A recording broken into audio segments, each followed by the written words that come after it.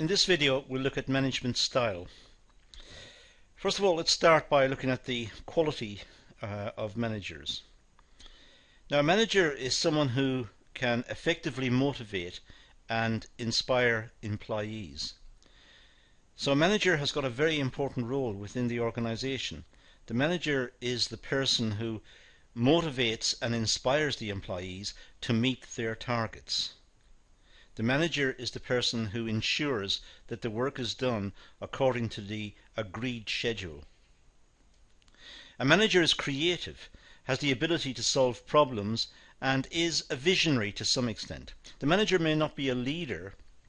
Leaders are out-and-out visionaries. Leaders are the ones who bring about change and can inspire the workers to adopt change and to follow their example because they are leaders, because they have that quality and they inspire the workers. A manager, by contrast, is someone who is a visionary in the sense that can solve problems locally, can innovate and use the tools to hand to bring about good solutions to problems, and can ensure that a section is maintained running. Also is someone who can relate to the employees within that section and enable them to function and appreciate what they're doing and be appreciated by the organization. So there are differences between managers and leaders, but the manager in the context of the organization and of getting the job done is extremely important. So the manager is a decision maker and is able to work under pressure. If some part of the system breaks down, it's the manager who will step in to get it fixed, to get it replaced and get it running again. It's the manager who will coordinate alternatives and ensure that the production process continues. It's the manager who takes on this responsibility and can work under pressure and can make good decisions.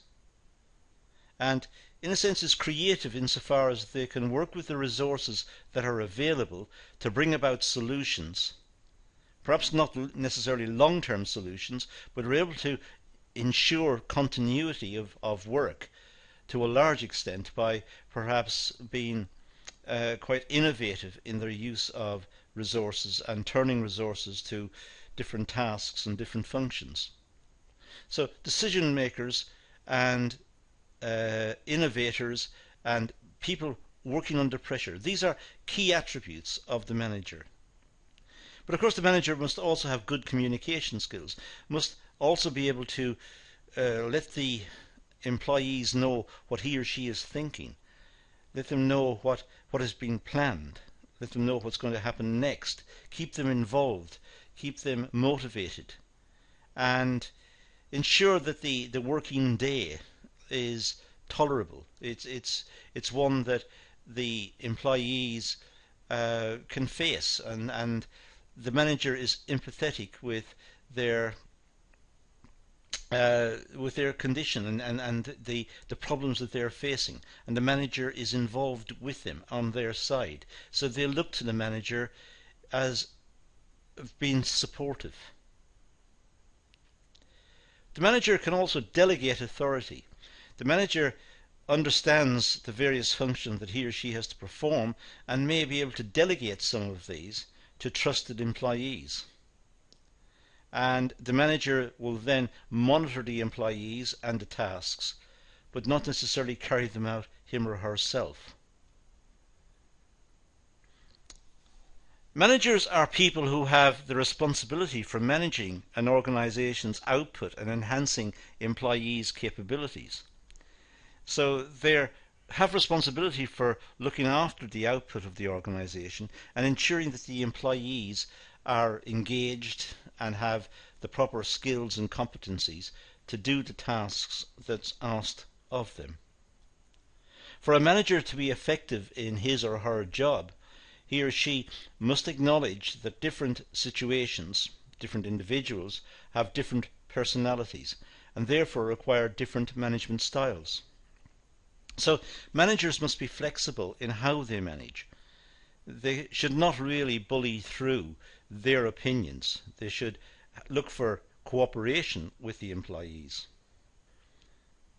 The managers should recognize that employees have different personalities, they have different motivations, they have different skills and competencies, they have different backgrounds and different experiences.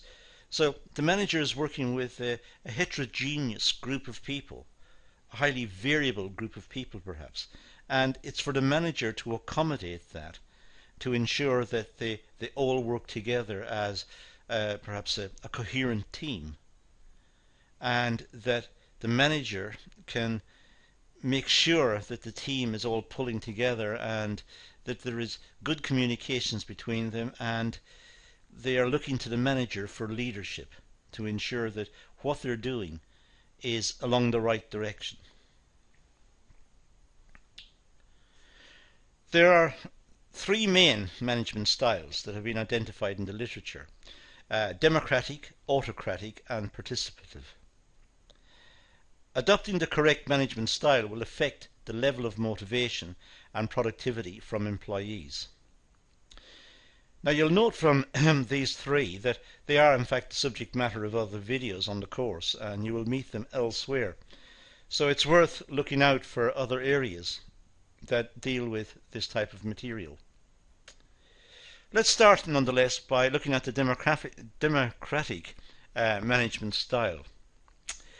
This is one of the most popular types of management style, and it's adopted by a large number of organizations. It's democratic, and we should just play on the word democratic because it means involvement. It means bringing in employees, asking their opinion, asking for consultation with them and involving them in the work process. It's a type of management style that encourages employees to contribute to decision making. It delegates responsibility and expects tasks to be completed on time. It trusts the people to whom the work is delegated to complete it on time and to be professional and engaged about their tasks. So it's trusting the workforce. It's delegating and expects them to respond to this. But it's involving them in the decision-making process as well. It's consulting them.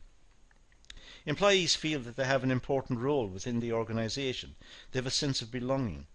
This encourages motivation and increases in productivity. So the employees feel engaged. They feel involved. They feel valued as workers and as contributors towards the direction in which the department or the section is moving and the changes that they can see around them. They feel like they've been consulted, and therefore they're involved, and they will have higher productivity as a consequence. They're more interested.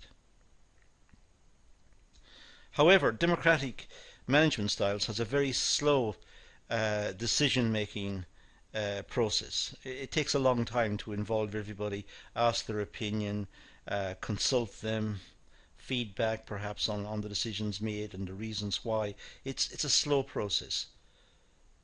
So it's good in terms of involvement, but it's slow in terms of rapid response. If something needs to be changed quickly, this may not be the appropriate style of management. Now, the autocratic management style, well, managers make all the decisions. Employees are not consulted in decision making. This is the other extreme. The managers make the decisions and no one is consulted. The workers are told what has been decided and they will live with that. Managers like to supervise and control their staff. They give out instructions and expect that employees have the task completed on time. It's a one-way communication. The manager tells the staff what to do and when to do it.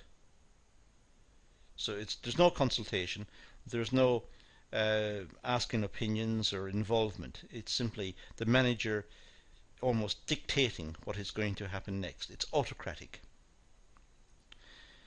This management style decreases motivation and increases staff turnover, as they are not consulted and do not feel valued at work.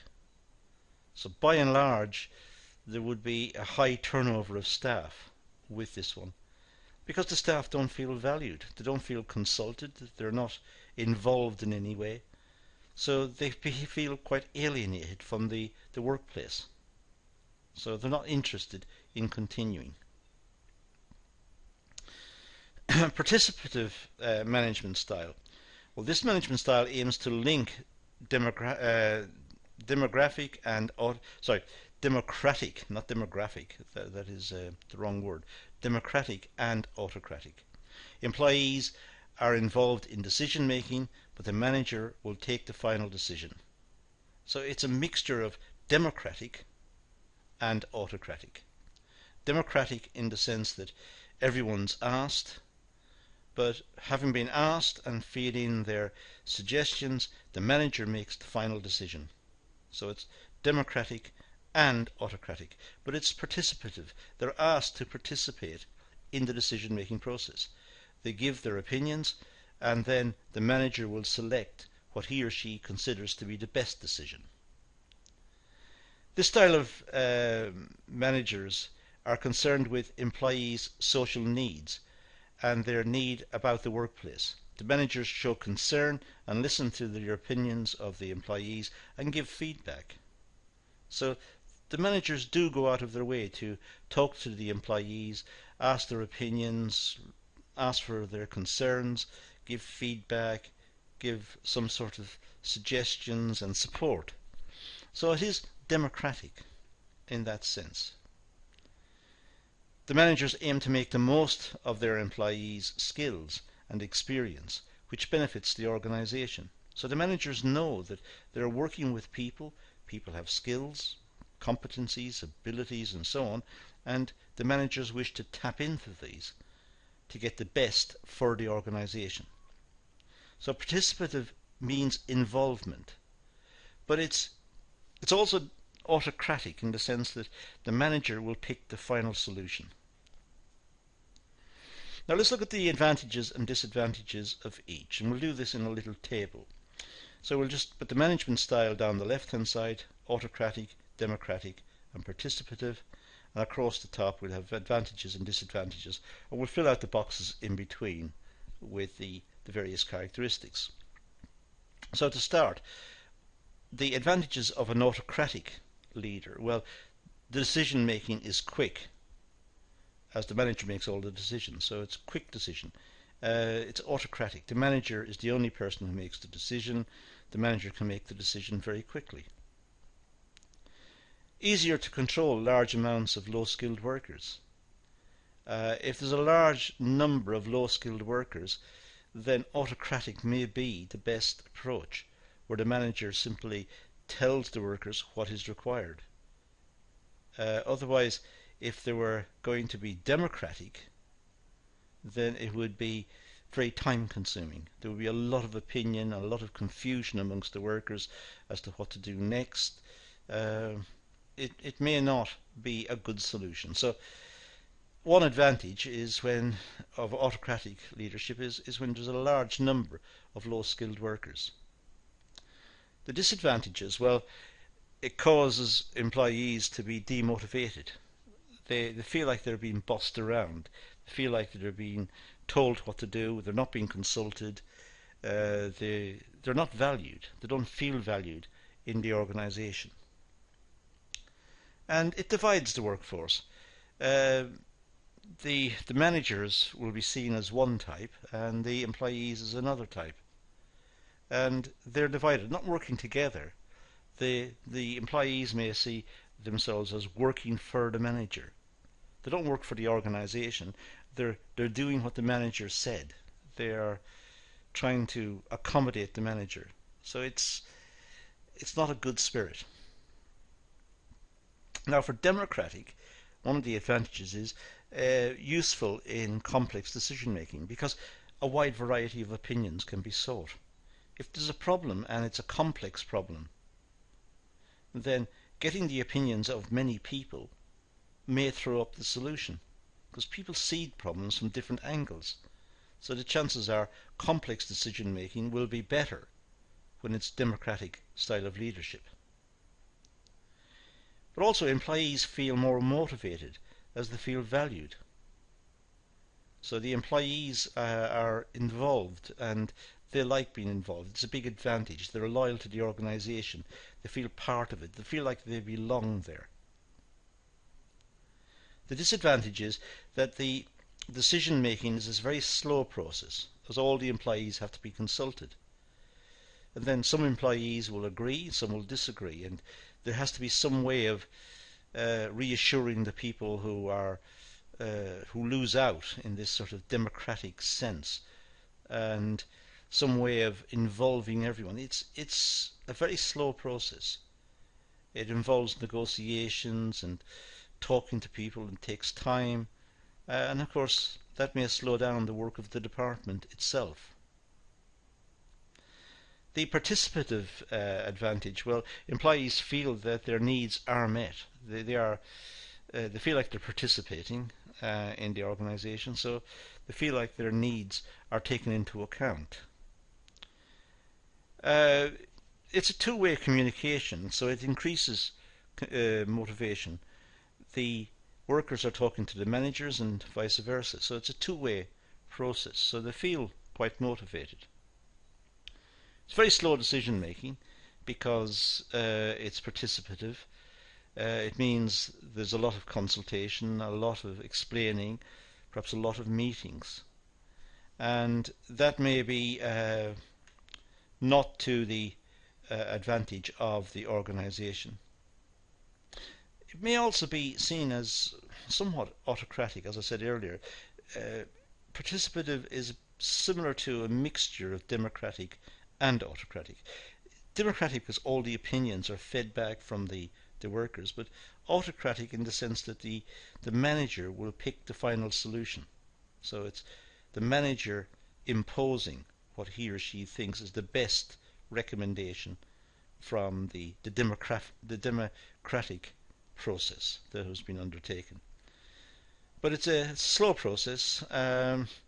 These are the advantages and disadvantages of these three different styles of management: autocratic, democratic and participative. And that concludes this video, and that's all we're going to deal with in this talk. So let's leave it at that and say thank you for watching.